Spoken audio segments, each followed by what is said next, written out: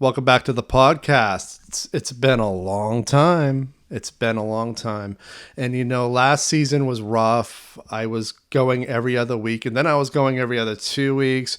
Our episode flow was just not where it was in the first two seasons. And I do apologize about that, but we're winding things down in a way so that the podcast is more manageable for me, but also where I'm able to continuously do it.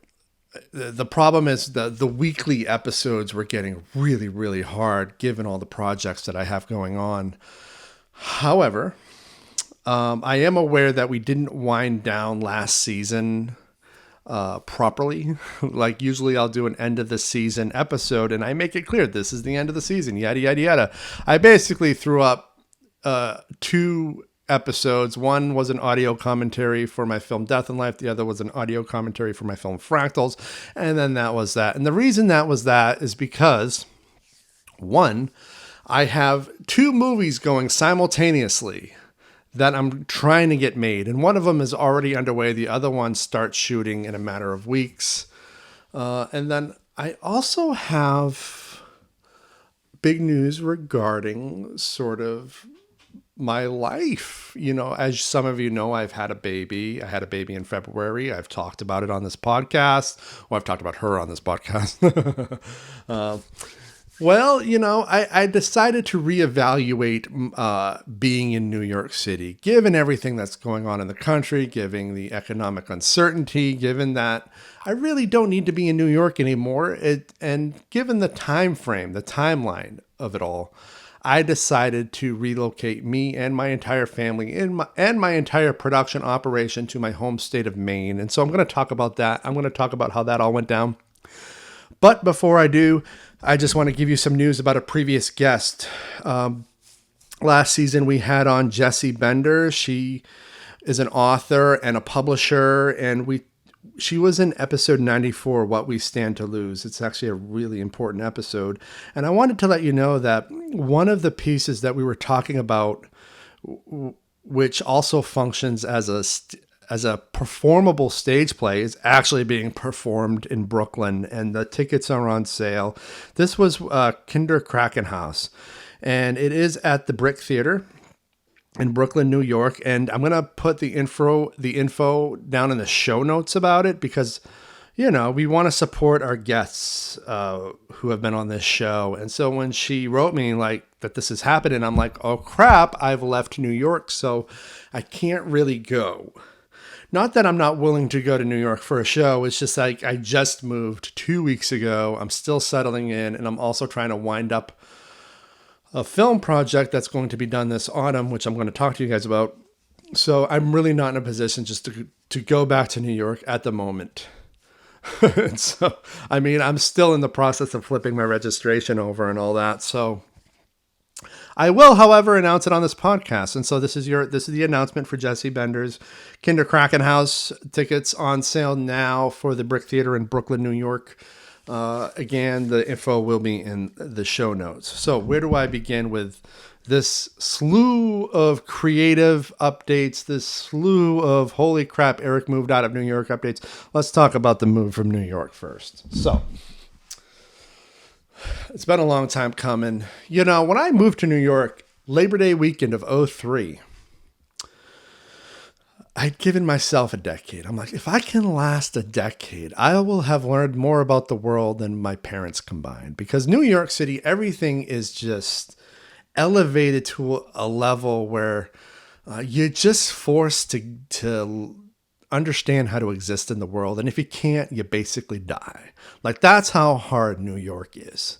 And you know what? I lasted a decade, constantly looking back at Maine, longing for it, especially in the summer months.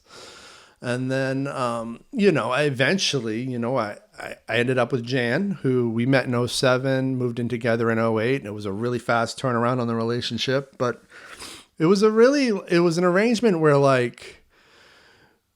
we wanted to pursue film together. We wanted to pursue media together. Ultimately, though, she found a passion for data and analytics and got work with some PR agencies. And so I ended up returning to sort of a solo filmmaking operation with her kind of helping me out here and there when she could. and that's fine. And then over the pandemic, we weren't part of the big New York exodus. I actually resented all those people. I'm like, you guys have no passion. You are just scared shitless. And you know what? I don't blame them, but at the same time, I hated them. And I'm a really, really severe asthmatic. I was the most at risk of anyone else, in that city for COVID-19. But I was a lot less concerned about it because I understood the science behind it. I understood that social distancing works and that you can live in a city if you're willing to social distance. I honestly think that people just got overly paranoid in regards to, we're going to up and move right now. And, for over a year, you couldn't get a U-Haul truck. You had to book it way in advance and all that. I didn't try, but I know that I had some actors lined up for a film project called Fractals that I've talked a lot about on here because that was the previous feature film that I'd made. And I ended up letting them all go because they all escaped to places like New Hampshire or Massachusetts, like the Berkshires. The Massachusetts Berkshires is a wonderful place to end up if you're trying to escape a city. But, Fractals is a very pro-New York movie. It's all about staying in New York against the odds. So I couldn't have the same people that I had previously cast actually being in this movie. And so what I did was, because COVID shut down my production, I resurrected it in the summer of 2020. Basically, as soon as New York lifted sanctions on productions, I got to work. And it's the same film, but also it's not the same film. It's clearly a product of pandemic era New York in that very few people have scenes together in the same room, which wasn't the case initially. Everybody in the movie either stayed in New York or were just willing to come to New York as long as we played it safe, as long as we had masks, social distancing. I gave everybody gift bags with sanitizer and masks and all that stuff. We were able to make our pro New York movie with people who weren't totally flaky about being in New York. And when I left New York, I wanted, my mindset was for the past 20 years was if I leave New York, it has to be on my own terms. I'm not going to be run out. I'm not going to be returning back to Maine with my tail between my legs. I have to build myself up and leave on my own terms. And that's exactly what I did. Because after my first decade in New York, I gave myself another decade. I said, let's go 10 more years and see what happens. And I really, this final decade was really where I got everything kind of situated with myself. I went back to school. I got my bachelor's degree at SUNY Empire State College. And then I went on right after that. 3 months later, I started my MFA program at Sarah Lawrence, which the Sarah Lawrence campus is located in Bronxville, New York, just north of New York City. And, I got my driver's license in my mid-30s. I didn't have my license before that. I learned how to drive. I already knew how to drive a car because I drove illegally quite extensively when I was living in Maine, but that's another story. But I officially got licensed and I bought my first car, traded that in a few years later and got my second car, which I have now. And it was just sort of like a growing up took place over the second decade I was in New York. And I found my voice as a writer. I found my voice as a filmmaker. I started working in other artistic mediums. I learned how to work with acrylics and later oils. One of the electives that I took at SUNY Empire was a watercolor, intro to watercolor. And that blew my mind because the last time I'd worked with watercolors was in elementary school. I had no idea you could create fine art with it, and you really can. Oh my goodness. What I learned about that medium, it just flipped a switch in my mind. And so that last decade in New York has been incredibly rewarding for me. And I'm so glad I stuck it out. But after Sophie was born and seeing kind of where my podcast was, what the film projects I wanted to do were, I realized I didn't need to be in New York anymore. I have other New York stories, but I wasn't that passionate about telling them. A lot of them don't necessarily need to be New York stories. And I'm like, you know what? It's the stories I'm most passionate about can be done in Maine or have to be done in Maine. Because I am originally from Maine. I'm from the Casco Bay region of the state of Maine, which is in southern Maine. And I really just kind of want to focus on trying to get these movies made, however which way I can. And so with Sophie in the picture and not wanting to raise her in New York for a lot of reasons, namely because the red line history still affects how the school districts are there. I'm just like, you know what, screw New York. Like, I've gotten what I could out of it, or what I needed out of it. There'll always be a place in my heart for it, but this place hasn't really loved me back as much as I really need it to in order to warrant the incredible expense it takes to live there. It's really expensive to live there, and it doesn't not always give back what you're putting into it. And I'm just like, I am ready to move back to Maine. I am ready to learn about my home state, how to live there on my own accord, under my own terms. Because, when I left Maine, it was also when I left my parents' house. I was living with my parents every time I lived here. And I never really lived here on my own terms. And I resented Maine for that. I resented Maine. It's so hard that I failed to really adequately learn its history. I knew more about New York history than I ever knew about Maine history. And I'm now just starting to read books and watch documentaries about the history of Maine so that I'll be as informed about Maine as I've been about New York for the past 20 years. And so basically what happened over the spring is I started talking to my sister about it. I said, I'm going to give myself till the end of the summer. Everything about wanting to relocate out of New York coincided with Sophie being born, with the film projects that I'm now ready to do, with sort of where I want to be in life, both physically and mentally. I just want to be more at peace and not always watching my back, not always looking over my shoulder. But it also coincided with the sale of our apartment building. The apartment where we were renting for the past 8 years, I guess. I mean, we moved in there in January of 2015.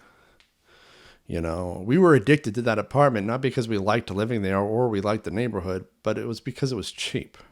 It was a great deal. We had a full floor of a townhouse in St. George, New York, walkable to the ferry, the free ferry to Lower Manhattan, which only takes 15 and 20 minutes. 25 minutes if you include the disembarkation time. But that, we were paying just a hair over $1,000 a month for a 1-bedroom, full floor townhouse, of a townhouse. Like in New York City, that is addictive rent. I know in some places you'd be like, you're paying $1,000 a month for an apartment. That's expensive. In New York, that's pennies on the dollar. Okay. That's pennies on the dollar. It was cheap and it was addictive, and that's why we were there for so long. That's the longest rental I've ever had. Previous to that, we either got evicted a lot because we couldn't make the rents for one reason or another, or we were forced to leave due to other circumstances. For example, the reason we found the place we were in for so long was because the previous apartment had a mold issue, and Jan got rushed to the hospital in an ambulance. And as soon as we got the ambulance bill, we're like, fuck, our landlord isn't going to reimburse us for this ambulance bill. This is a fortune. This is over $1,000. We need to get out of Dodge. So we moved out of that apartment in the middle of the night. We didn't pay our back rent on that. We basically, as soon as we discovered where the mold was, we pulled down the wall. It was where the wall and a sort of an inclined ceiling sort of meet up. There was a little bit of a hole. So we dug out that hole and found the mold, and we're like, fuck this shit. And we left. And we never heard back from that landlord. He didn't try to sue us. He didn't try to sue us for the back rent or the damage. I think they probably went into that apartment and were like, oh, fuck, we are in breach of some shit. And that was that. But by that point, though, I had already repaired a lot of our credit. My credit especially, I'd focused hard on repairing it. And I was already now going back to school. This was at the start of my bachelor's. endeavor. And so I'm like, this is great. I'm moving into a new apartment that doesn't have a mold issue. And I'm able to just kind of focus on my studies rather than on the dilapidated place where we are living. And so I think that's why we spent 8 years there, because it was just like, it was a fresh start. It was much needed, fresh start, and got a lot done. That one apartment accounts for the most successes I had in the last decade I was in New York. Think about that. So it was sorry, I'm listening to my cats in the next room. I'm like, what the hell are they doing? It's like they're stomping their back feet like rabbits or something. Anyway, I'll try not to be too distracted by them. And now I'm distracted by another cat outside. Okay, so there's this cat outside also named Sophie. And so sometimes I'll say, hey, Sophie. And my baby will look, because, my baby's 6 months old now this month. And she can identify her name. At least she identifies Sophie as an important word, which I find fascinating. Anyway, I'm talking about the last decade I was in New York. So everything that I'm most proud of when it comes to my time in New York was done in this apartment in St. George, New York, in the BA, the MFA, Death and Life, Fractals, a lot of my creative writing, a lot of my best poetry, a lot of my best essays. I got first published in a literary journal, and then a second literary journal, and then a third literary journal from work that I either wrote or developed in that apartment. There's only one story that I got published that I didn't actually write in that apartment. I wrote it in upstate New York, but I was technically living in that apartment at the time. But it's just like the only thing that is meaningful for me as a creative writer that I didn't write there was my novella Objects and Giants. But I, of course, edited it there. I wrote it right before we moved there. In like one fell swoop, I just wrote it, and then we moved. And then I edited the thing and retooled the language and fine-tuned the language over many, many months. And yeah, I mean, that apartment was incredibly important to us. And I can't even begin to tell you all the stuff Jan accomplished there. That's her story. I'm just telling you my story, what I accomplished. And of course, on the personal side of it, we realized that we were really lonely. This is what happened with the great New York exodus. Everything we'd built hinged on our social lives always being intact. But when everybody left New York or stopped, being sociable, social distancing and all that, we're like, wow, this is really fucking lonely. And then we decided to have a kid. And you know what? We decided to do it. It wasn't like a fluke where two people meet, get really horny, and then they have a kid and it's not planned. And then the kid is miserable because their parents don't know what they're doing, which is basically the story of most parents, I feel like. We were able to plan for this. We were able to decide, you know what? I've built myself up and become emotionally mature. Jan is now really emotionally mature. We're both emotionally mature, much more than we were before. When we met, we definitely weren't. And so we're like, you know what? I think we could do this. I think we should try doing this because I'm ready. I know what projects I want to do. I feel like I can fit them in, and I'm okay with my story. Like, my story isn't the story of, successful filmmakers in the United States, but I'm still making movies. I'm the only one from my film school class who's making movies. So you know what? I don't need my entire life to focus on this anymore because I know how to do it. I know how to do it as a job, but I also just know how to do it as a pastime, as something that I'm doing.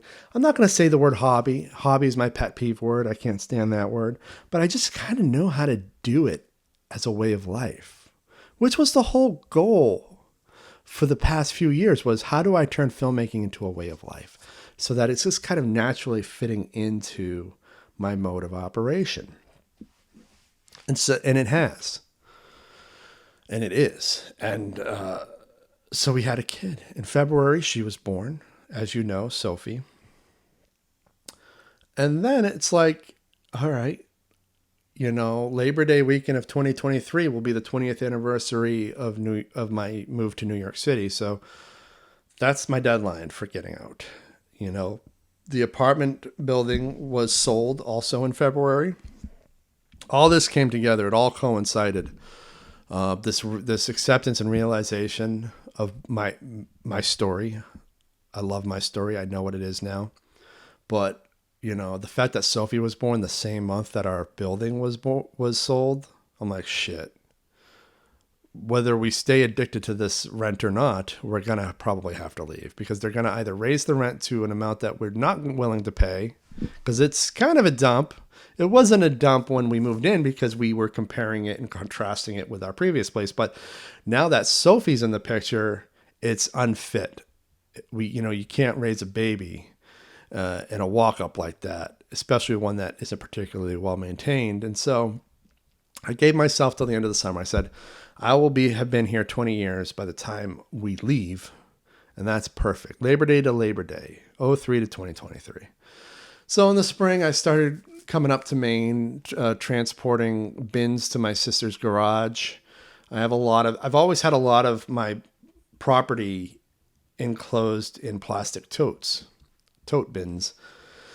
So I would just pack them into the sedan and drive them up and look for apartments. And I did a lot of the looking in late June and early July.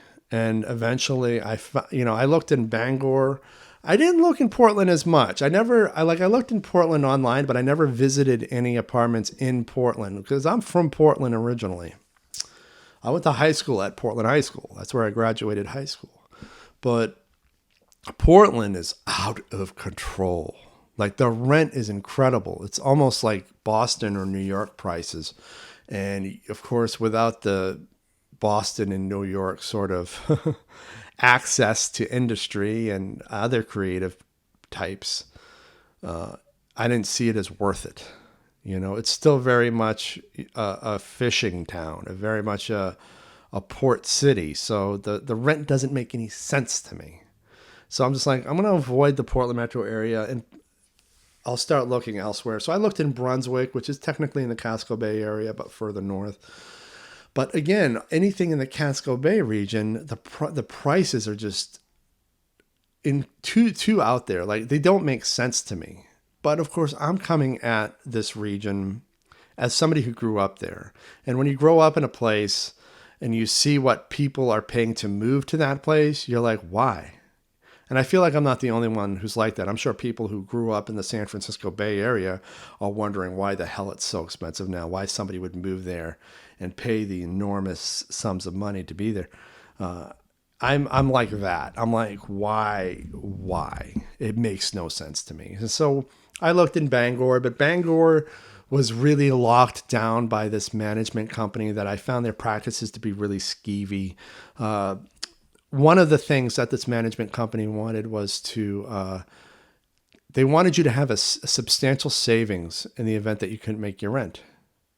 They said, if you really want this apartment, you'll have to provide proof of savings.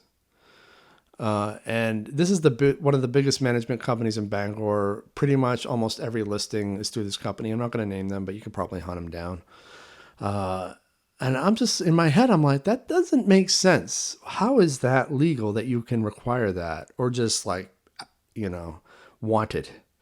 Like, what American after the pandemic has a savings? I mean, it's so unreasonable to me. So I kind of stopped looking in Bangor altogether. I'm like, Bangor isn't ready for good people.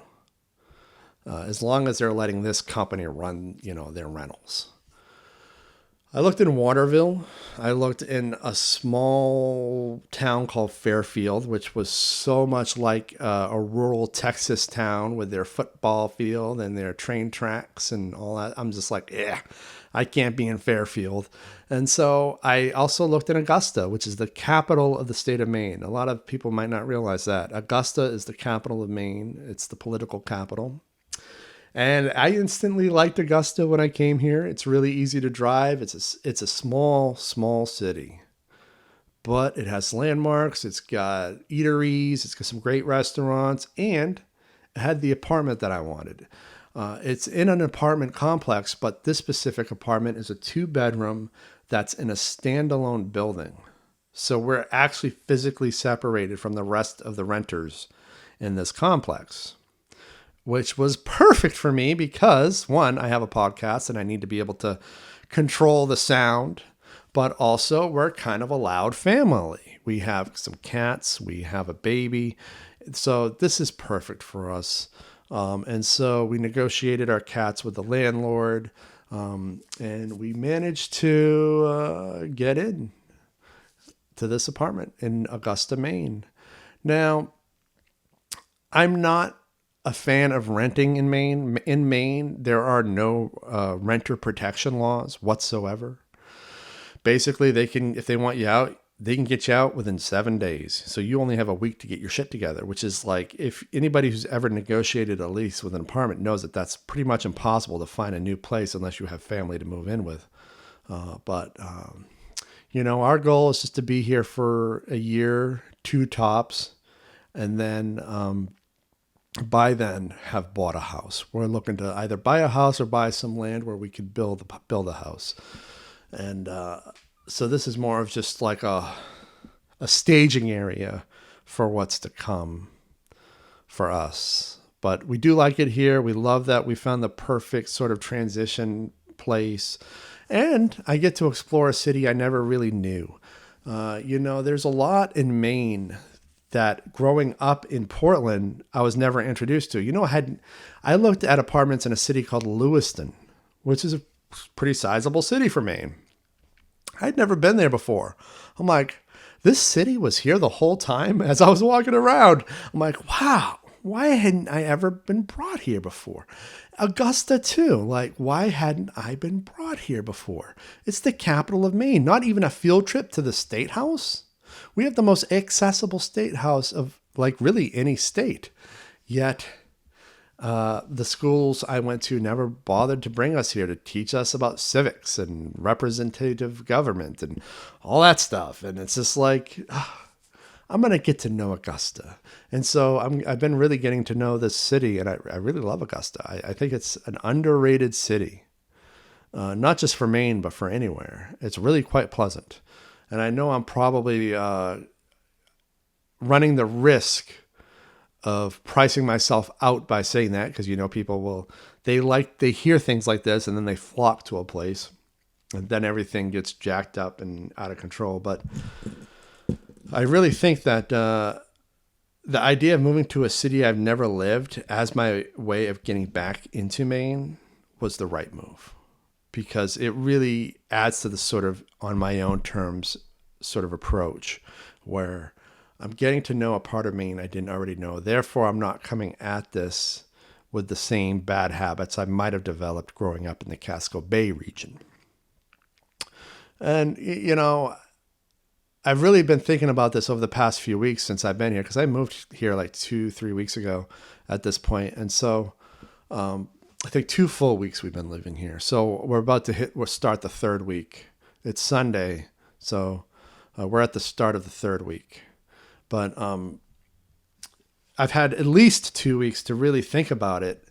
And, when I drove down to my sister's house in Gorham, Maine last week to pick up some of the totes I had stored. And I got enormous anxiety the moment I got off the highway. See, my highway exit to get to her house is Gray, Maine. That's the name of the town, Gray. And the moment I got off in Gray, I felt that anxiety. And I'm like, oh, this is why I can't immediately move back to the Casco Bay region, because I'm already flooded with this anxiety from just years of living in that area, growing up there, going to people's houses there, going to relatives' houses there.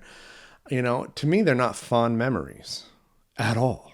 They were chores. Going to visit relatives, growing up was always a chore because deep down I knew they didn't really want to see us. They were visiting with my parents, and we were just kind of there. We were expected to not be seen or heard, you know. That's the sort of vibe that growing up was like for me. So when I go back to these areas, towns like Standish, Windham, I get enormous anxiety driving around them. Now, Portland, I'll get some of that, but Portland has changed so much and come up so much that I don't really feel it as much as I used to. Like when I used to come back on the Greyhound right after moving to New York, I used to get it. I used to get it a lot more. But Portland has just done a 360 flip that I'm just like, wow, this is not the same city I left. Sometimes, though, I'll get it down on Commercial Street. When I'm walking along Commercial Street or I'm at Casco Bay Line's ferry terminal, I'll definitely get it there because as much as that area has changed, it still feels like the same place, you know, because when I was going to high school, I had to use that ferry terminal twice a day, every day. And so that was part of my commute. And so, yeah, they redeveloped the terminal to a certain extent, but it still feels the same. And it's so weird. 20 years later, I can go in there and people who haven't seen me in 20 years will recognize me. Like, I'm fat now. I wasn't fat when I left. I don't look at all the same as I used to, yet somehow, some way, these people recognize me. And I don't know how. I know they're not subscribed to my podcast. I know they're not subscribed to my YouTube channel. They don't listen to my content. They don't watch my content yet. Somehow, some way, everybody recognizes people even 20 years later. And that to me is also just like, you know, I don't have anything against most of these people, but like, I don't know. I just, being recognized by people from your past is rough sometimes. And I get anxiety about it. And so, yeah, I think winding up in a city that is kind of undiscovered by that area of Maine and, you know, that I'd never been to, I'm able to sort of build my own story of being in Maine that is apart from my parents. And it's becoming clear to me over the past 2 weeks that if this is going to work out, this is how it's going to have to work out. It makes the most sense. And I'll have more to say about it at some point in the future when I've really gone through this process, when, you know, maybe when this era wraps and we actually buy a house, I'll be able to better articulate these feelings that I've been having. But I am here, and getting here was rough. Let me tell you about it.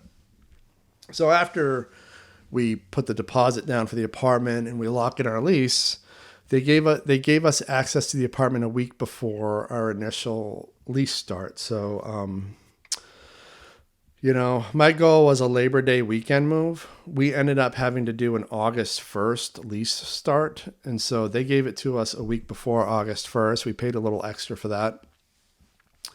And so for that week, you know, I basically like had a production the week before our move. I started making the monster movie. I don't know if you guys know about that, but I was going to talk about it. But I'll talk about like that week before the move after this. So I'm trying to compartment everything that I talk about in the podcast. But I basically shot the first vignette of the monster movie, packed up all my gear. This was in Long Island, New York. Drove back to New York City, unloaded all my gear, slept for 2 days over the weekend. Actually, no, that's not what happened. Oh my God. Like I'm already convoluting this. Okay. So what did I do? All right. So the week before our move, I gave myself 5 days to shoot this vignette, but it was so hot and muggy. I streamlined my entire production, ended up doing it in 2.5 days. Then I went back to New York City on Saturday. I think it might've been the 22nd of July. I don't remember.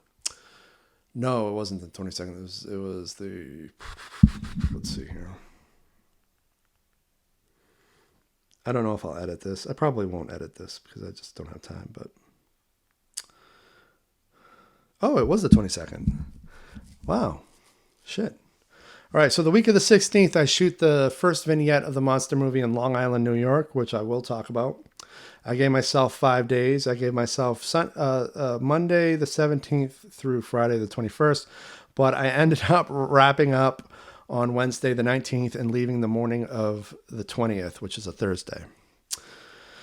I unload all my gear in my apartment, and then on the 22nd, I drive out to New Jersey. This is a Saturday, the 22nd. I drive out to New Jersey, and I record my friend Greg Vorob. I do some audio recording of him doing the voice of the monster for the monster movie. We basically recorded all the final dialogue for the vignette I shot, but then I also recorded dialogue for all the other vignettes as they're currently scripted, with the idea that they're just a guide track for my future editing needs and that we would probably re-record it down the road. But I also kept in mind that if they're good enough, I won't need to re-record it. And then I packed up the audio gear for transport to Maine. On Sunday late, this is the 23rd of July, I left New York in my sedan around 10:45 p.m., quarter to 11, and drove all night. In my car, I had all of my film equipment plus some really important breakable stuff that belonged to both Jan and myself, including our mirrors and things like that, because we didn't want them being transported in the moving truck. And I arrived to Augusta, Maine at some point in the early morning hours. And I just walked around until I got a text from the management company, instructions on how to get the key and get into the apartment. And I ended up getting into the apartment pretty early, unloaded all of my film equipment, unloaded all of our more breakable stuff. You know, I had a way of hiding all of the stuff within the apartment so that they were sort of safe. I wasn't sure if we were going to get movers to help us or whatnot. So I wanted everything sort of compartmented and safe. And then I drove back. I slept for a few hours. And then I drove back to New York City.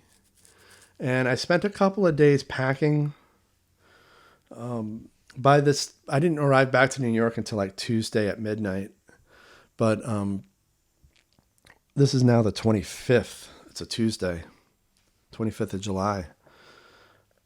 I start just expediting the packing. And now, keep in mind, I've been packing for several months. I was ready to move months ago.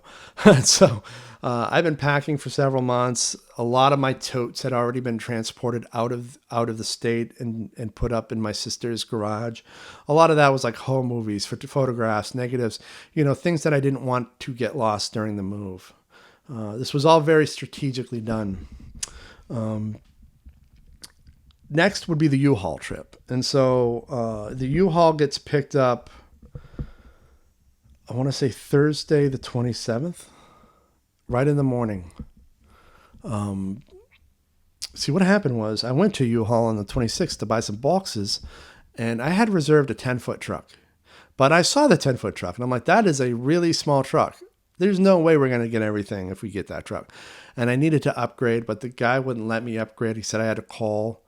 And so when I got back home, after I packed up the TV, I had Jan call them. And I'm like, I need you to upgrade this truck because I did it through the app, but I need it confirmed. And then I'm glad she did because immediately the woman was like, oh, the app shouldn't have confirmed that because there's no trucks available where you need to pick it up. And then so they arranged for me to do a pickup in Newark. Now I've upgraded to a 15-foot truck. So I go out to Newark the next morning. I Ubered out there, and it's one of those, it's not like a real U-Haul place. It's actually a tow truck company where you do a remote pickup with your phone and then you get the keys from the company. But nobody told me to get the keys from the company, from the tow company, because they had those lock boxes out there and you were supposed to get a code to the lock box. And there was a little miscommunication and I was getting really frustrated, but also there was also a lot of documentation needed that they didn't tell me I was going to need. But I just happen to have, because I'm really paranoid about bureaucratic processes. For example, you should only need your driver's license. But for some reason, when you're doing the remote pickup, they also wanted a passport. I just happened to have my passport. I really lucked out. But man, I would have been so pissed if I hadn't been able to pick up that truck, because, I didn't bring my passport. Like, who carries their passport around with them domestically? But anyway, I ended up with the truck. I drove it around the Port of Elizabeth for about a half hour just to get familiar with it. Tried to get gas out there, but it's all the gas stations around that area are for truckers, and they were not going to let me in that line. I think truckers resent U-Haul people. And then, so I just got on the Jersey Turnpike, took the Goethals Bridge into Staten Island, fueled up there.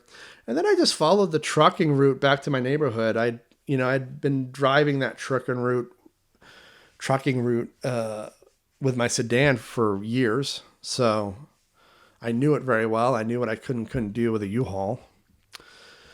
And after some finagling with parking spaces, I managed to get a really great spot right on my corner where I started loading the U-Haul with my stuff. And then eventually Tony comes. Tony is the boyfriend of Lyndall, who does the scores for my films. She did the score for Death and Life and Fractals. And she sent Tony to help because Tony knows how to move. He knows how to pack a U-Haul. And boy, this guy worked his ass off for a couple slices of pizza, and I couldn't be more grateful. I don't know if I would have been able to get it done without him, to be honest. We packed everything we could. The only things, they took him and Jan took apart the elliptical trainer, and then we brought that down and managed to pack that too. I was really skeptical of whether or not we were going to be able to take it. But what we ended up not taking was our microwave. One, we didn't need it. Two, it was kind of a shoddy microwave by this point, and our new apartment has one, a really good one. My desk chair, which is really, really huge. It's a comfy chair, but it was just too cumbersome, and also wanted to leave it behind because Jan was going to be left behind for a few days while I did the U-Haul trip. And because she's nursing Sophie, I wanted to give her a comfy chair to sit in because I was also taking the mattress to our bed. So, yeah, what happened was Tony and I wrapped up the truck around 6 p.m.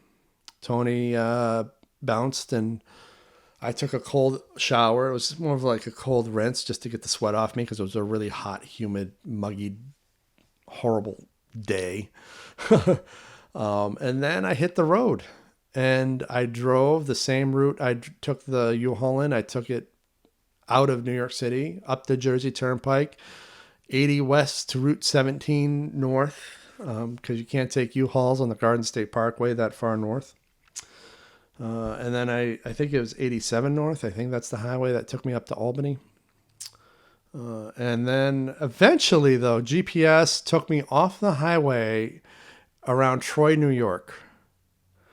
And just like I was on rural roads from Troy, New York, all the way through Vermont and then New Hampshire, winding me down through Concord and Manchester.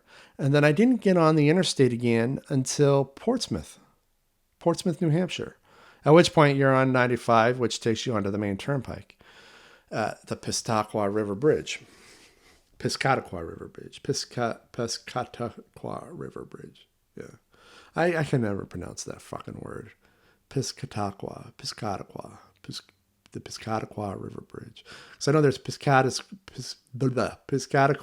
County. So I guess it's the Piscataqua River Bridge. Anyway, I get off in Kennebunk. I meant to go to the Kennebunk Service Plaza to refuel. But I took a right instead of a left at the exit, and I ended up exiting the highway altogether. And so I found a gas station like right there. It was closed, but I was able to refuel with a credit card anyway. And then I couldn't find a bathroom, so I made my way into the woods and took a leak. Danced around the parking lot for a little bit, the gas station parking lot, because I just really needed a stretch. Meanwhile, I've never driven a U-Haul before. So this 15-foot U-Haul navigating this all this way, oh, I am just so relieved I made it to the state of Maine. I just had this one last leg to go, and it was the middle of the night. Wee hours in the morning, I tell you. So I get back in, go to the highway, have a little bit of a cock up with the tolls, but I go through it anyway. I'm like, they'll just bill me, whatever. Everything billed through U-Haul in terms of tolls is billed as a violation for some reason. And, I can do another episode about how much I hate U-Haul after this experience. Maybe I will, maybe I won't. But anyway, I'm back on the highway, and I get to Augusta at about 4:15 a.m. Park the truck right outside the building, right outside. And I just go in and check to make sure my equipment's still here, because my film equipment is the most valuable stuff I have. It's going to make or break my ability to have a future here in Maine, and it's still here, which means I am the only one who has access to my apartment, thank goodness. And then I try to sleep, but I can't, because I know I have a flight that evening. This is now Friday, okay? It is Friday, July 28th. The wee hours of the morning. I know I have a flight at 6 p.m. and it took me all day to load that U-Haul. It could possibly take me all day to unload it, especially since I don't have Tony. My sister isn't coming until about 8 or 9 a.m., given her schedule. And so I'm like, you know what? I can't sleep. I got to just power through and unload this bastard. And so I just start unloading it. Meanwhile, I haven't slept since I went and got the U-Haul in Newark the previous day. But I start unloading and I get most of it unloaded. All the books that we own are in boxes. I unload those boxes. I unload all of our remaining stuff, and except for some big stuff. I tried to unload the dressers, but the dressers are too finicky. I managed to get one onto the grass, but it sat on the grass until my sister got here to help me. But when my sister was on her way, I'm like, hey, can you bring coffee and a donut? And she just, she sent back the laugh emoji, and she knew what I was dealing with. And I'm like, I just really need a cheerleader and help with the bigger things, and then we can go to breakfast or something. And she was like a really good cheerleader. She was the best cheerleader you could possibly have if you're in that state. And she did exactly what I needed. She helped me get the elliptical out, helped me get the dressers in, the baby dresser as well, her changing table. She was very inventive about troubleshooting some things. Like I couldn't get the crib into the bedroom that I wanted it in because it didn't fit through the door. But her being a homeowner, she knew the ins and outs of how to do stuff like this. She just got a screwdriver, took the door off the hinges. We moved the crib in, and then she put the door back onto the hinges. And I'm like, I wouldn't have thought to do that. And she goes, that's because you have a landlord. You've always rented, and so you're not really allowed to do stuff like that. But as a homeowner, I had to learn how to do that. And she told me this really great story about how one of her sons, when he was a teenager, slammed the door in anger. And so she responded by taking the door off, and he was without a door for like a month. He's like, you don't get a door in your room for a month. And I'm just like, oh, that's so your lived experience has taught you how to be a better operator. That's the kind of advice I need, especially when we eventually buy a house. But we ended up going to breakfast at a local spot here in Augusta. And then I got a text from the airline saying that my flight was canceled and I was rescheduled for Saturday, which meant I was going to have to couch surf with my sister. And I'm like, oh man, I'm too tired for this shit. Can we just wrap up breakfast and race to the airport and see if they can get me to New York sooner? And she's like, absolutely. I'm sure she's sick of me couch surfing by this point because, looking for apartments in Maine, I was couch surfing with her every time I had to come up here. And so I managed to get some shut eye as she drove me back to Portland. It's about an hour, give or take, depending on your route. But she drove me back to Portland. I managed to get some sleep. Woke up at the Portland airport, PWM, and went in. And I'm like, look, I just need to get to Newark. And I know you guys got a flight in the afternoon. Can you just throw me on that? And they just quickly turned it around. They put me on that. It was a crappy flight. It was rough. It was a slow to board. It was an aisle seat, and I'm a big guy. I like to be at the window, so that I can feel like I am part of this world. And when I'm in the aisle seat, I feel very claustrophobic and like I'm just luggage. And so I can't do it. But I did it. And I managed to kind of keep my bearings. I need to know where I am in the world, which is part of the reason I like to be at the window. But I managed to keep my bearings by looking over at other people's windows. The people on my left had it open occasionally. There was a kid who was controlling it. He was more into moving the shade up and down rather than the actual view. And then the woman on my right kept it open because she was reading and she liked the light. But I managed to identify the highways, the river systems. I identified the Connecticut River and later the Hudson River. I was able to identify the bridges along the Hudson River, namely the Bear Mountain Bridge, as well as I-80, the highway that I was on just the previous night. On final descent into Newark, you go over I-80 sometimes, especially coming in from the northeast, if the wind direction is appropriate. And that's what we did. And I managed to look over at the kid's window on the left side just in time. He puts the shade up just in time for me to see Manhattan, the Manhattan skyline from the air, thick in smog. And I'm like, oh my God, I'm glad I'm leaving. The smog was just insane. When you live with it for 20 years, you kind of forget what clear air feels like, what it looks like, what it tastes like. And I'm just like, thank you for reminding me why I'm bouncing. I don't want to raise my kid in that level of smog. So this is the second leg of the move, I've already done the trip to New York to Maine twice in 1 week. I got to do it one more time.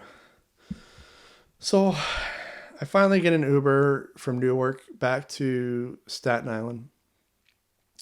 Go to my apartment. Jan's there with the baby.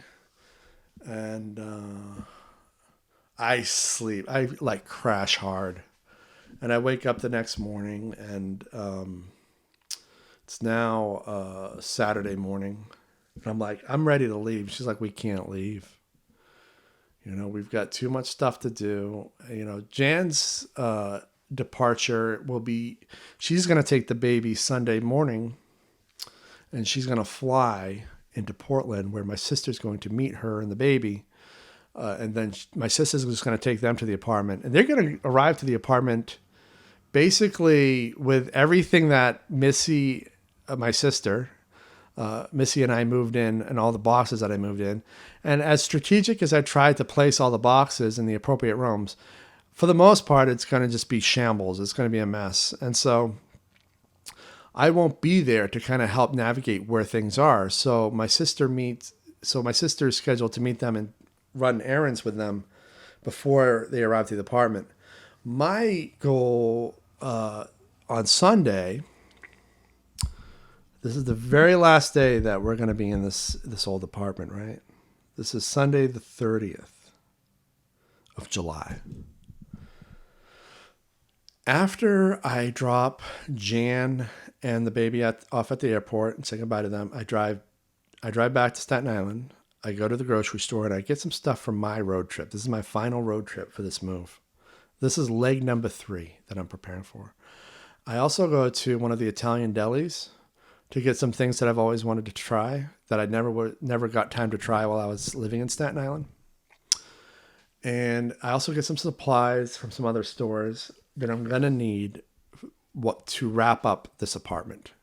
Because we are hell-bent on getting our deposit back. We've never gotten a deposit back from a previous landlord before. And I'm like, we're going to get our deposit back for this even if we have to fight for it. Because we've been here 8 years and everything wrong with it is wrong with it because it's been just one landlord special after another or just the landlord not wanting to tackle the problem. And so I I went back to the apartment, and as I'm sorting things into the car, I'm keeping in mind that I'm also gonna have to bring my cats, and that I'm not, and then I have to also let things go because I'm not going to be able to get everything. Like my desk chair, I was never able to bring my desk chair at all. It ended up getting tossed, along with a few other things that I really wanted. But ultimately, I managed to pack as much as I could. It's mostly supplies and stuff by this point, like paper towels and things like that, cleaning supplies. I mop up every room. Like I'll mop up and clean out the closet in the bathroom, and then I'll do the bathroom, and then I'll close that up, and then I'll do the bedroom, close that up, and then I'll bag the cats up, bring them down. Then I'll quickly do the floor in the living room, which is the main room. Kitchen's already been done. The kitchen was done before Jan even left, so that's all good to go. And I take video of everything. I take pictures of everything, and all this happens within like 10 minutes. And then I go downstairs. The cats are just in their carriers in the downstairs area of the apartment building. I load them into the car, and then all of the remaining stuff like blankets, pillows, sheets, all that stuff gets stuffed between the carriers to kind of stabilize them, because these guys are about to go on the road trip of their lives. They've never left New York City before. They've never been on a road trip this long. They've only ever been to a local vet for one thing or another. And so once everything is packed in the car, everyone's there, everyone's snug, I do one check of the apartment again, one check of the building, and then I drop the keys in the rent drop box, and I email the landlord. The letter, Jan and I wrote them a really nice letter ahead of time, and I copy and paste it into the email, and I say, we are gone, keys are in the drop box, here's where to send our deposit. And I check the trash area to make sure everything in the trash area is as organized as it can be. I'm really bending over backwards not to make this like a shoddy exit that most tenants would do. I hit the road at like around noonish, maybe a little before noon. And I drive all afternoon into the evening. And I arrive, for some reason, getting to Maine on this trip was just tough. Everybody was on the road. I went up the Jersey Turnpike, took a right onto the GW Bridge, and then I went up north a little bit more via the Major Deegan Expressway to the Cross County Parkway, to the Hutchinson, to the Merritt. And this was like not the most efficient way to go. The traffic was insane, and it took a lot longer than it should. But at the same time, like sitting in traffic on the bridge I was okay with it because I knew it was the last time I was going to have to do it. Like the next time I go to New York, it's not going to be like that. I'm going to be flying in and just cabbing everywhere or taking the train everywhere. But like this is the last time that I have to move out of New York, really, with all my stuff and my cats and my baby and all that. So I just kind of enjoyed it. I just kind of took it in. It's been a long week. This is my third run in 1 week. So I just kind of let it wash over me. And eventually, I'm going up the Merritt Parkway. All the rest stops are full with cars. I guess this is sort of like we're approaching the end of the summer at this point. So people are taking their last sort of weekend trips to wherever they have to. I make my way up, the usual route through Hartford, and then the Charlton rest stop is where I finally am able to use the restroom and get a coffee or whatever. Charlton, Massachusetts rest stop has been a staple of my trips back and forth from New York to Maine. I know it very well, both ways, in both directions. It's not quite the halfway point, but it's the one that I always used to take a break at. And then I would continue on to Maine. And at the very last minute, as I'm approaching the Augusta exit, the cats wake up and start howling. They're fucking sick of it. I'm sick of it. I'm like, we're almost there, guys. And I text Jan to open up the back door and be ready. And then I pull in to the same spot pretty much where the U-Haul was. It originally was. I moved the U-Haul out front of the apartment several times to try and get it as close to the front door as possible when I was unloading it. But I think it was near the original area where I had parked it. Anyway, it's neither here nor there. You can't envision it, so it doesn't even fucking matter. Jan comes out and just opens the door and starts retrieving the cats. And I start unpacking the rest of it. And I'm just like, oh, we're here. We're done. The cats are a little traumatized, but they'll get over it once they realize they're in a better place and that the air is fresher and that there's a lot more room. But we're done. And the past 2 weeks have been unpacking, adjusting, figuring out how to work in this space. I haven't quite fixed the office up yet. The office is basically the bigger bedroom in this 2-bedroom apartment is our office. And right now it's mostly just my stuff. She's got her work set up at the kitchen table because I have to get her a desk. The reason we got me a desk first is because my video editing and audio editing equipment is much more complex.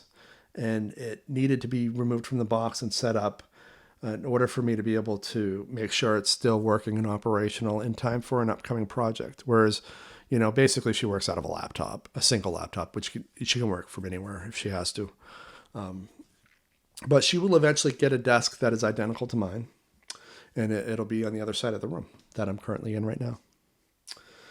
So let's talk about the projects. Because we are here now, and it's freaking amazing to me that we are here now. And, I'll probably talk more about being here, down the road and things that we've been doing. But you want to say something about Eric? He's recording. Eric is the greatest director there ever was. bullshit. All right, so let's talk about the film projects that I'm working on. Prior to moving, literally a week before I moved, I wasn't even in the zone of relocating. I had to come out of that zone temporarily to make the first vignette of my 6-vignette monster movie. I think there are 6 vignettes. I actually don't remember. It's all in this big notebook that I have organizing the whole project, which I haven't looked at in quite a while. But the week before I moved, I got my equipment together and all the props that I had built and the set pieces, and I drove out to Long Island, New York, all the way to the North Fork, or at least where the North Fork begins, to a place called Baiting Hollow. Baiting Hollow is right on Long Island Sound, and it was a hot, muggy, mosquito-y week and place, and I gave myself 5 days to shoot the first vignette. The first vignette of this monster movie is 17 pages long, okay?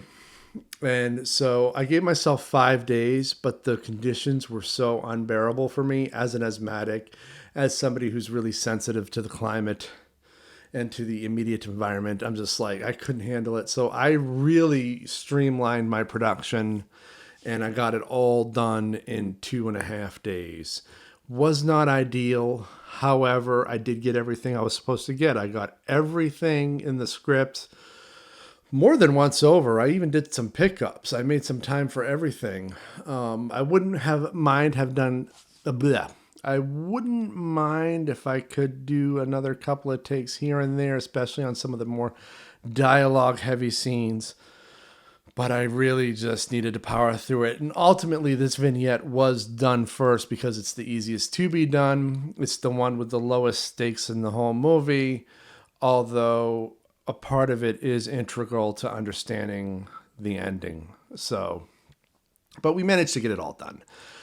And then I packed up everything into my car with the intention of not having to re-unpack it. So I was basically when I wrapped up the shoot, I packed my equipment for relocation, went back to New York City, moved all my equipment back into the apartment, and then went about the move as I just explained it.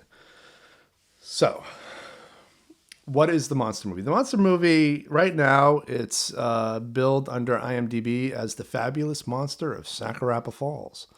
That is not going to end up being the title. That is just a title I'm playing with. Because the film is nowhere near finished, I figured we'll probably go through several variations. I've already gone through several variations of the title in the writing process. It's just, this is part of this monster movie process, is I just don't know what the hell the title is going to be.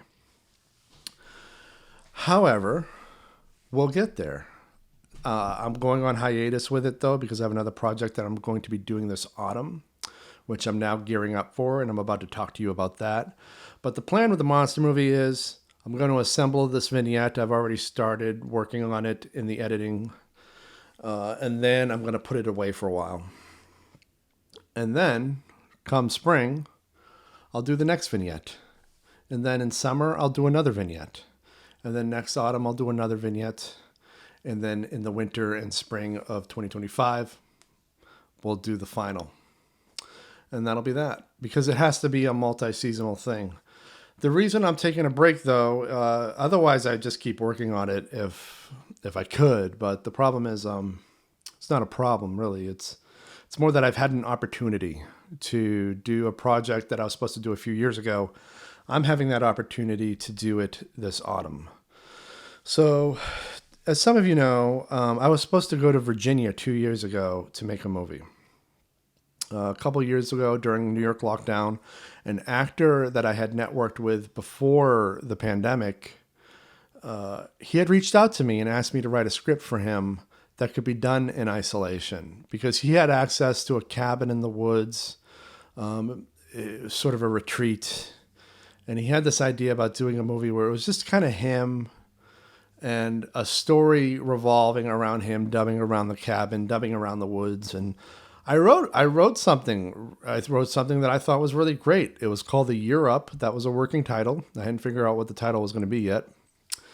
And it was about grief. He was grieving the loss of his late wife. And the way it was structured was that you had one side of it was him grieving the loss of his wife in a cabin in the woods. This was a cabin that he had rented to kind of get away from it all. He didn't particularly want to go, but the people he worked with, or at least one of the co-owners of his company, forced him to, because he was just bringing down everything at work. He's like, everybody's depressed because you need to really go work this out. So he goes out to the woods, and some things happen, which I'm not going to go into. And he eventually falls in love with this cabin and makes the owner an offer for it. And that's sort of his arc. That's part of his arc, is that he becomes like more interested in being in nature than he was before. But there's also like a religious component to it. There's this idea that we're playing with, where he is very intolerant to religious belief. He's an hardline atheist, very much like me. Whereas his late wife was religious and very open-minded spiritually. And so the other half of the movie would be their flashbacks to their relationship, how they met, and how it's all rooted in these debates that somehow, some way, she managed to keep peaceful despite his intolerance. And with everyone else, we see that he is very incapable of being peaceful, but with her, he's capable of being peaceful. And we see their relationship evolve through these flashbacks until her death. And so I'm sort of playing with this idea, though, of division in society between those who have faith and those who don't. And, I'm also just kind of exploring my intolerance to it, too, to a certain extent. Not as much as I have in some of my creative writings. But anyway, that was the film for a long time. But it got put on hiatus because the story I'm told is that the guy's wife had to have a tooth pulled or something. And that it was going to cost them a lot of money, and they couldn't get involved with the production, and yada, yada, yada. And I'm like, okay, I believed it for a while, but I didn't believe it after I managed to get my own version of the production up, which is what's happening now. Is I ended up having this epiphany last spring where I'm like, what if rather than having it as a cabin in the woods, where I would go to Virginia to do it, the rural hills of Virginia, which I'd never even been to. I kind of wrote in broad strokes here. It's a cabin in the woods. It could be really anywhere in North America. What if I brought it home? And by home, I didn't mean New York. I was living in New York at the time. What if I brought it to my home state of Maine, and instead of it being a cabin in the woods, it's a cottage on an island in the Gulf of Maine? Because I'm positive that if I try hard enough, I could find a rustic cabin-like cottage on an island in the Gulf of Maine. I am from that area. I know a lot of people. Well, it turns out that there aren't really that many left. In the 20 years I've been gone, Casco Bay specifically has evolved to the point where it's pretty much just another Swampscott or a Cape Cod or a Hamptons. Back in like post 9/11, when a lot of people started buying up properties there and building their dream homes because everybody realized life was short. I dubbed a term. I called it the Hamptonization of Casco Bay. And then over the next 20 years, while I wasn't living there, that actually happened. And if you go to Peaks Island, for example, a lot of the houses are reminiscent of the types of homes you would see out in the Hamptons. But there are a handful of cottages out there. And so I started reaching out to people. And the first person I reached out to was the songwriter for Fractals. As some of you might know, if you listen to the podcast, the entire music score of Fractals is rooted in a song called No Sense by a fellow named Eric Anderson. And I reached out to Eric as a fluke, just to see what could happen. I said, do you know anybody with a cottage that is sympathetic to the arts? That's the key phrase. They have to be sympathetic to the arts or it's not going to work. And he did some digging and he managed to give me a great cottage, which I'm not going to go into details yet, but it is on an island in the Gulf of Maine. And we are set to film from late October through November. And we're going to film everything that was supposed to be in a cabin in the woods will now be on an island cottage, not insulated whatsoever. It really is rustic as can be. It's not been winterized. And actually, because we're going there so late in the season, we're going to have to board it up for the winter when we're done. That's the caveat. Not only do I have to get insurance, which is fine. I got insurance for the vignette in Long Island, so I figured out how to do that. But I'm also going to have to work with this other Eric to winterize it, which I've never done because I've never owned, and I probably will never own property with the way the world is. But I'll have the opportunity to at least learn how to winterize someone's property, which I'm very much looking forward to. And I think I'm looking forward to the knowledge that will be gained from learning how to winterize a cottage. I think I'm looking forward to that more than making the movie at this point, because I've made the movie in my head several times over. When I drafted it, when I wrote it, and then when I rewrote it for this version. And by the way, the cottage we're going to already has a cinematic history. A movie has already been made there. So I went ahead and when I redrafted the script for this location, I integrated that into the new version of the movie. And it helped me find my title. This is an island in Casco Bay, right? Casco Bay is in the Gulf of Maine, in southern Maine. Well, the coordinates for the Gulf of Maine is 43 degrees north by 70 degrees west, or 4370. Everyone who lives out on these islands knows that that's the coordinates, even if they're not a mariner. They somehow know that these are the coordinates to get back home if they're ever lost at sea. And I just thought, you know what? We're going to call this film 43 Degrees North. And then, of course, I ended up doing another version of the script where the coordinates become integral to it. And again, I'm not going to explain what happens while he's out on this island, aka in the woods, but there is something that transpires where the coordinates become important. Whereas in the first version that was set in Virginia, the coordinates weren't important at all. So I would say that even though I wrote it for somebody who kind of flaked out on me and that the production didn't work out, I was able to find an even better opportunity to get the movie made and improve the script tenfold. I mean, probably 100-fold. It's like immediately it's a better movie by being in a place that I'm more familiar with. Immediately it's a better movie because it's more personal now. And it's a better movie from a cinematography standpoint because, oh my God, this location on the coast of Maine, this is a historic turn of the century cottage on its own peninsula. And I'm going to have access to it for 3 weeks to film an entire indie film. And a no budget indie film, nobody has opportunities like this anymore. I'm not going to flush it down the toilet here. I'm not going to just fuck this up. Okay. I'm going to bend over backwards to make this the best film I could possibly do, given the fact that it's a no-budget film. Now, I know what you're thinking. You're thinking, a no-budget film, Eric, come on. I don't think you fully understand.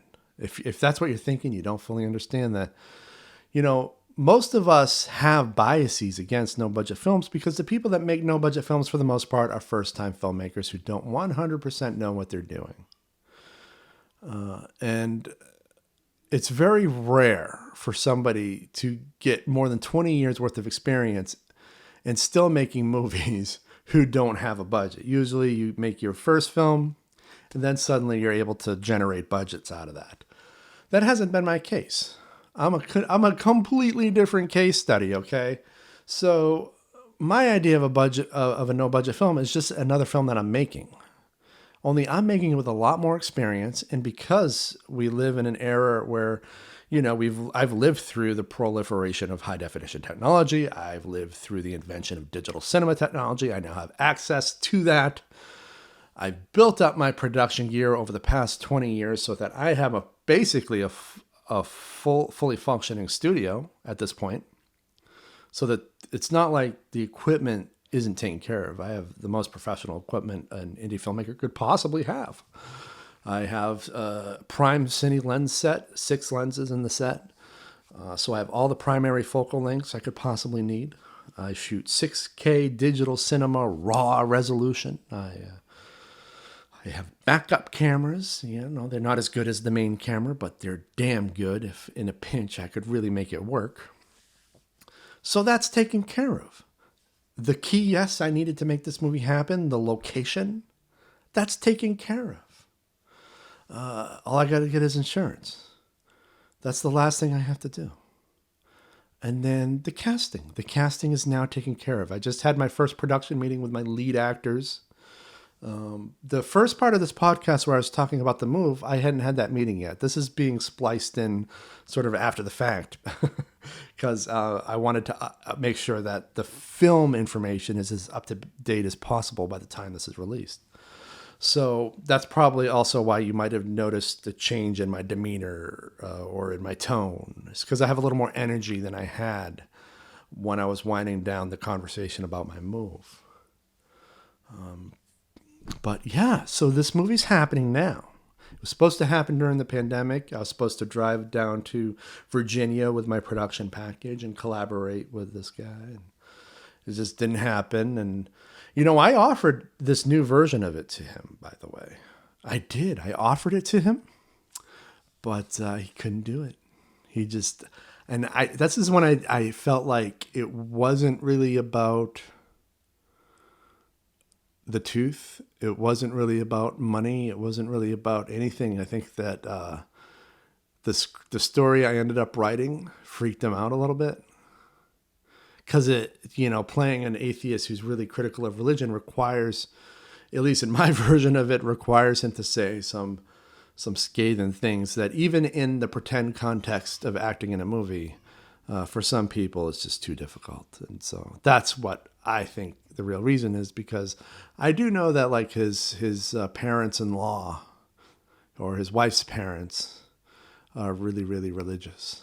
And so I think that might have been the real reason. And, as James Altucher has said in some of his podcasts, there's the reason and then there's the real reason. And the real reason they'll hardly ever really tell you. And so my guess on the real reason is that the religious content freaked him out, at least the religious criticism of it. But, I'll never know. People aren't usually forthcoming with their honest feelings about things. They try to be diplomatic, which is fine. Without diplomacy, we wouldn't have society. But it doesn't help me. If had I known the real reason, I wouldn't have offered him the second version of this project. But that's okay. I ended up with a fabulous actor that I'm really, really looking forward to working with and seeing what we can do. At our first production meeting, he promised me that we would work hard to make a really human film. And I loved that. I loved hearing that. And so he's already knows what's going to happen. He knows what has to happen. And he's also game for the tough part of the shoot, which is basically going out to this island to a non-winterized cottage in the off-season in the Gulf of Maine. It's going to be cold. It's going to be nippy. It's going to be grueling to a certain extent. I mean, I'll try to make it as nice as possible, but it's definitely not going to be the easiest shoot. But boy, the footage is going to look gorgeous. And if we do everything right, if we do right by this screenplay, it's going to be a great film too. So this is 43 Degrees North. And somehow, some way, I want to try to engineer a way to film it or film parts of it on every serviceable island in Casco Bay. My point of origin is one of the islands in Casco Bay, not the one we're filming on, but I'm going to probably pick up some shots on that island, as well as some of the other neighboring islands. And some of my cast members are coming from the neighboring islands. And so, hell, why not call it 43 Degrees North? This is my homecoming movie, after all. First project I'm making after having relocated back from New York after 20 years.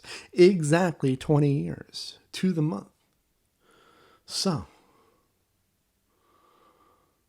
my homecoming movie, I think it's the perfect project for it.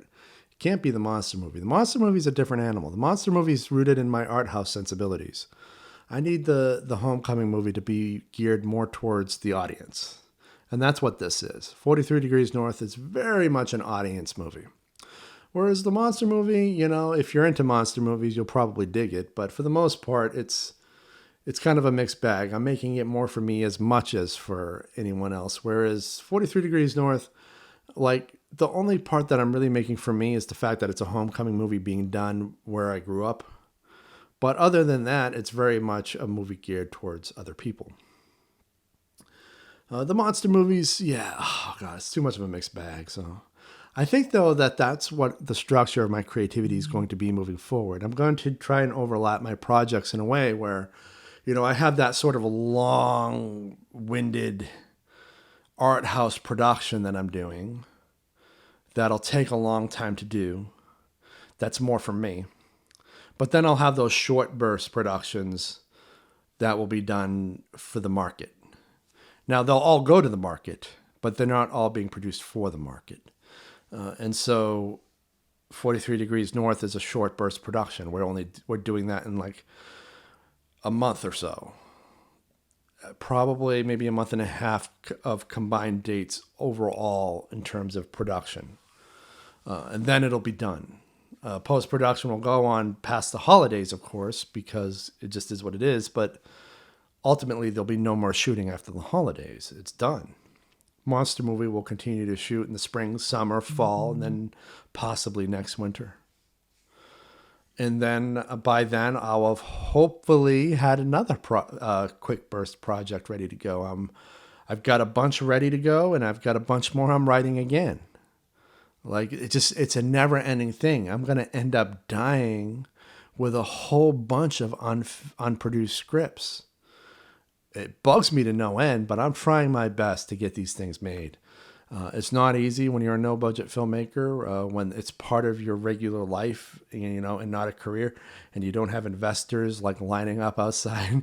It's inevitable that, I'm going to have a lot of scripts left over, but I am trying my best to mine the most meaningful content out of these and get them produced. And so that's what's happening now, is hopefully moving forward, I'll be able to overlap them. There's the long-term art house project and the short burst audience driven projects, and it'll just go on like that constantly. And so you'll hear a lot of updates moving forward about 43 Degrees North, and going into the spring you'll hear some updates about the monster movie, because now that that's officially underway. I know before this it was all just talk, it was all just developing. Well, now we got the first vignette in the can, and the second vignette is well on its way. In fact, I'm already negotiating a Zoom call with the owner of a location that I'd like to use over here in Maine for that monster movie next spring. So cross your fingers and wish me luck, and I'll see you on the next episode, everybody. Thanks.